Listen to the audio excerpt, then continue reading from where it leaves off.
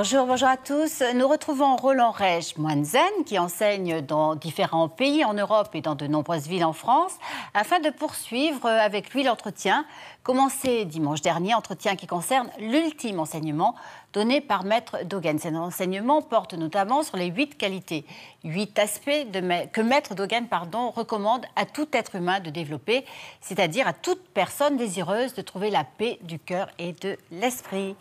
Roland Reich, bonjour. Bonjour. Alors, la semaine dernière, nous avons parlé des 2 premiers aspects de l'éveil selon Maître Dogen. Je vous laisse les résumer en quelques mots, pour ceux qui n'étaient pas là, bien sûr. Oui, le premier aspect, c'était d'avoir peu de désirs, d'arrêter de perdre son temps à courir après beaucoup de désirs, pour se centrer peut-être sur un désir plus essentiel, qui est le désir d'éveil. Et puis, le deuxième aspect... se satisfaire finalement.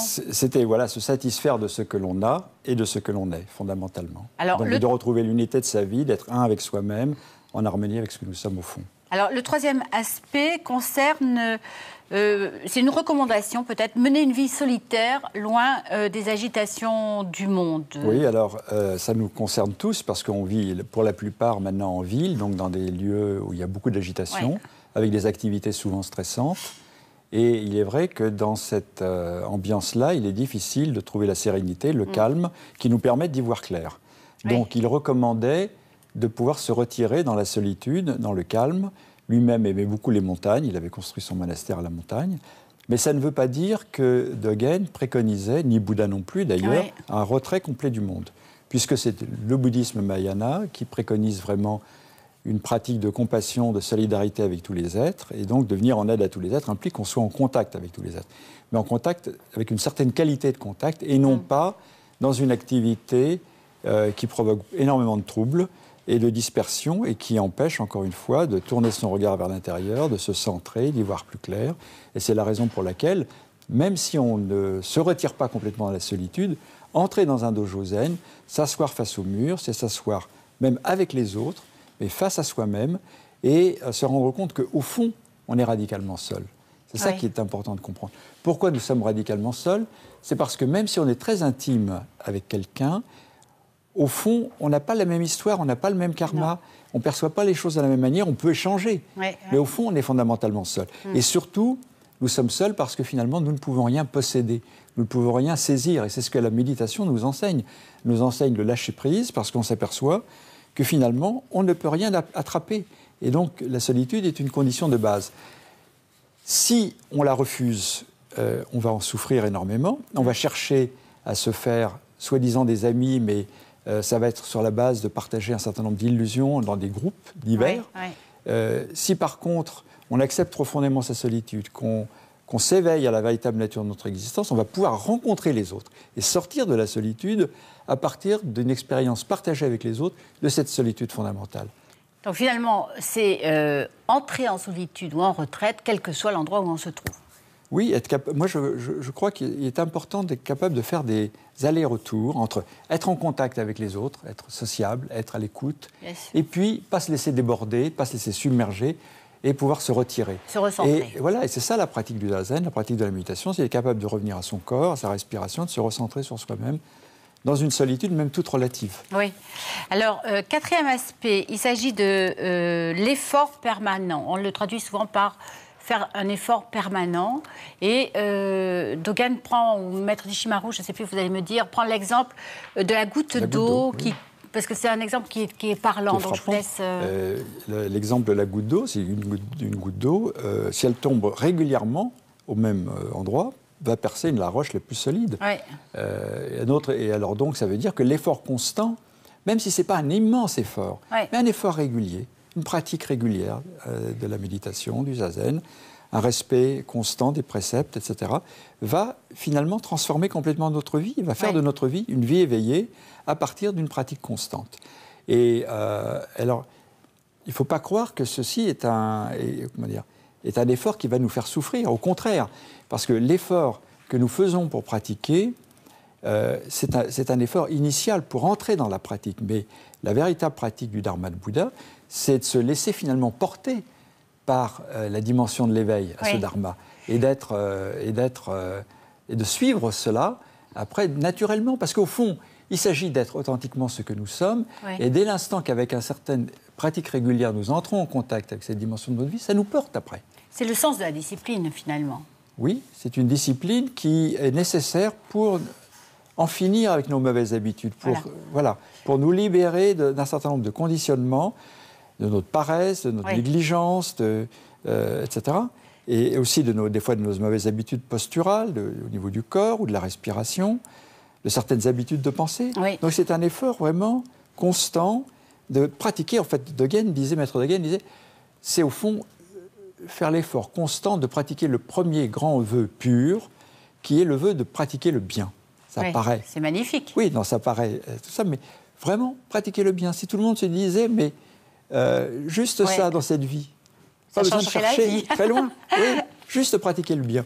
Pratiquer le bien, ça ne veut pas dire en suivant un dogme qui vous dit ce qui est bien, mais pratiquer le bien en ayant la réflexion de se dire, mais quelles sont les conséquences de mes actions, de mes paroles, de mes pensées, et de faire en sorte que ces paroles, ces actions et ces pensées conduisent au bonheur, au bien-être, à la libération de soi-même et des autres, à égalité. Alors, au départ, il y a quand même une action volontaire, évidemment, pour générer cet effort-là, et après, ça se fait tout seul. Oui, et puis de temps en temps, il faut revenir à l'effort volontaire aussi. Mais il ne faut pas croire que c'est toujours l'effort volontaire, parce que sinon, on est dans la tension, dans la dualité. Or, la pratique de la voie du Bouddha, c'est une pratique de libération. Alors, peut-être que le terme n'est pas bon, il y a peut-être la motivation de départ. Non, le bon terme, c'est l'énergie. Une énergie constante, appliquée dans la même direction. Voilà, c'est donc... Alors, on passe ensuite au 5e aspect, qui est la préservation de la pensée juste. C'est très important. Oui, c'est-à-dire ne pas s'illusionner. Cet aspect a été traduit de différentes manières. Oui. Soit penser juste, soit ne pas s'illusionner. Voilà. Mais si on regarde bien au fond ce que dit Maître Dogen dans ce paragraphe-là, il s'agit en fait d'une pratique de l'attention juste, c'est-à-dire d'être véritablement attentif à ce qui est tel que c'est, et en plus de se rappeler. Dans l'attention, il y a la notion de mémoire, c'est-à-dire être attentif à l'enseignement du Dharma, l'écouter, s'en pénétrer et ne pas l'oublier, s'en souvenir et le pratiquer constamment. Et on sait que c'est très difficile quand on pratique, de ne pas oublier l'enseignement. Et souvent, quand on oublie, c'est parce qu'on n'a pas été suffisamment attentif.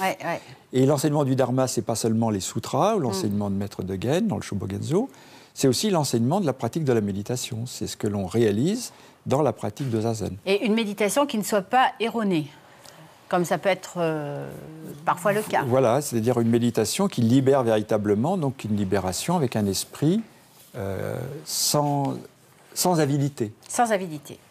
Alors, 6e aspect, ça va vite, excusez-moi, donc c'est la stabilité du zen. C'est traduit comme ça, ou c'est traduit aussi par résider dans la vérité. Oui, mais en réalité, c'est la pratique du samadhi. Voilà. C'est-à-dire... Alors, qu'est-ce que c'est, le samadhi ? Le samadhi, c'est l'état d'esprit dans lequel toute l'agitation mentale s'est calmée parce qu'on a réussi à retrouver une unité intérieure et une unité avec l'objet de la méditation. Alors, on va dire que le zazen est une méditation sans objet. Mais... néanmoins, on a un support de concentration. Et le support de la concentration, c'est par exemple le corps ou la respiration. Devenir totalement un avec son corps, devenir un avec sa respiration, amène l'esprit à être profondément unifié. À partir de ce moment-là, la conscience devient lisse, calme, comme la surface d'un lac, quand le vent a cessé de souffler. Et l'image du samadhi, c'est que dans cet esprit calme et stable, la vérité vient se refléter naturellement.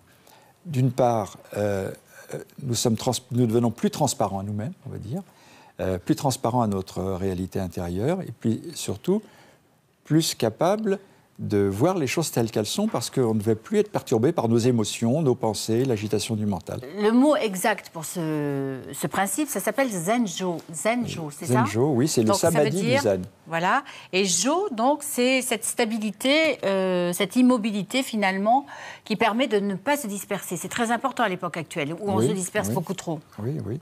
Et ça implique, pour ça, d'être extrêmement attentif à tout ce que nous faisons, à notre corps, à notre respiration, à nos gestes, et de ne pas perdre le fil, de rester complètement attentif. Alors, Maître Deshimaru disait aussi, non, le Bouddha a dit, si vous contrôlez votre esprit, vous pourrez comprendre l'ordre cosmique et l'interdépendance. Donc, on comprend que c'est vraiment essentiel. Oui, tout à fait. Alors, 7e aspect, la sagesse produite par Zazen ou pratique de la sagesse suprême? Je dirais que la sagesse, c'est d'apprendre à se connaître soi-même et de vivre en harmonie avec le dharma. Le dharma, ça veut dire la réalité de soi-même. Et soi-même n'est pas limité à soi-même. Soi-même, c'est son existence en relation avec tous les êtres, avec tout l'univers. Donc, c'est le non-soi, c'est l'impermanence, c'est l'interdépendance. Ce sont ces différents aspects de cette réalité avec laquelle nous entrons en contact dans la méditation qui, lorsqu'on en est vraiment pénétré, devient sagesse si on vit à partir de ça, si on vit en harmonie avec ça, si on ne trahit pas cette intuition, cet éveil, par notre comportement, par nos attitudes. C'est une sagesse, je crois, qui allie à la fois une intelligence de l'intellect et du corps. Les deux sont complètement associés. Oui, c'est-à-dire c'est l'être dans sa totalité. L'être dans sa totalité en harmonie avec la voix. Sinon, c'est un savoir, ce n'est plus une sagesse. Oui, c'est ça. Alors, dernier aspect, mais on ne va pas s'arrêter là quand même tout à fait, bien qu'il s'agisse de s'abstenir de parler à tort et à travers, c'est la non-discussion, en fait. Oui. Donc, c'est éviter de trop discuter. Des fois, les discussions peuvent faire jaillir la vérité si on se confronte avec quelqu'un sur un thème de méditation, de réflexion, et on discute et on échange nos points de vue, et à travers l'écoute du point de vue de l'autre, ça peut nous donner un autre éclairage. Donc il ne s'agit pas de ne jamais discuter, mais il s'agit d'éviter l'excès de discussion, de tout le temps discuter, ce qui trouble l'esprit, ce qui le complique, et ce qui finalement n'apporte pas de clarification, mais au contraire nous fatigue et nous épuise, nous complique finalement, rend l'esprit compliqué. Oui, c'est ça. Et souvent dans les discussions, qu'est-ce qu'on cherche? C'est même pas faire jaillir la vérité, c'est d'avoir raison. Oui, c'est vrai. C'est du temps de perdu. Et quand on s'aperçoit que tout le monde fait ça autour d'une table de discussion, on dit c'est vaut mieux arrêter. Ça sert à rien. C'est pour ça que finalement le silence est toujours très important dans les pratiques du zen, y compris quand on mange par exemple. Oui, revenir au silence. Le silence, c'est pas seulement de fermer sa bouche, c'est le silence intérieur. D'arrêter l'agitation mentale et donc de développer une réceptivité au dharma, à la réalité telle qu'elle est, et aux autres qui sont autour de nous, et faire de la place, avoir de la place dans son propre cœur, dans son propre esprit pour accueillir l'autre, les autres, la nature, l'enseignement. C'est ça le vrai silence. C'est pas juste fermer sa bouche. Oui, ça serait, Mais souvent, fermer sa bouche, ça aide à contacter ce véritable silence. Ça facilite quand même un peu les choses, c'est le début. Alors, tous ces aspects, évidemment, sont interdépendants. Oui. C'est important. Oui, absolument. Parce qu'on peut travailler sur un aspect qui va rejoindre un autre aspect. Mais chacun de ces aspects de l'éveil, finalement, implique et contient les autres. Oui. On pourrait le développer, ça serait un peu long, mais en fait, ils sont complètement reliés. Par exemple, avoir peu de désir, ça implique la sagesse. Oui. Mais ça implique aussi la pratique constante, donc l'effort, etc. Et alors, en conclusion... Ça implique la méditation juste, et puis etc. Alors, en conclusion, on voit à quel point, finalement, cet enseignement qui a été donné au XIIIe siècle est terriblement actuel pour notre époque, et à quel point nous en avons besoin. Oui, il est à la fois moderne et complètement universel. Je crois que tous les êtres humains ont besoin d'un tel enseignement. C'était la raison pour laquelle je souhaitais en parler. Merci beaucoup, Roland. Après, il reste à le pratiquer. Après, absolument, il nous reste à le pratiquer. Merci beaucoup, Roland. Alors, les livres que nous vous proposons cette semaine, tout d'abord ceux de notre invité Roland Reich, Aux origines du Zen Soto, La voix de l'oiseau et le miroir de Bouddha, sont publiés aux éditions Yuno Koussin, et vous pouvez vous les procurer notamment au dojo de Nice où enseigne Roland Reich. Et ces 3 tomes du Shobogenzo, qui est l'œuvre majeure de Maître Dogen, sont traduits par Yoko Rimo et publiés par les éditions Sully. La phrase du jour à méditer est de Maître Dogen. La voix est inhérente à chaque être, mais son éveil dépend des autres êtres grâce auxquels nous pouvons progresser sur la voie. C'est la fin de cette émission. Merci de nous avoir accompagnés. Je vous souhaite de passer une magnifique journée, une très très belle semaine. Je vous retrouve, quant à moi, avec bonheur dimanche prochain. À dimanche.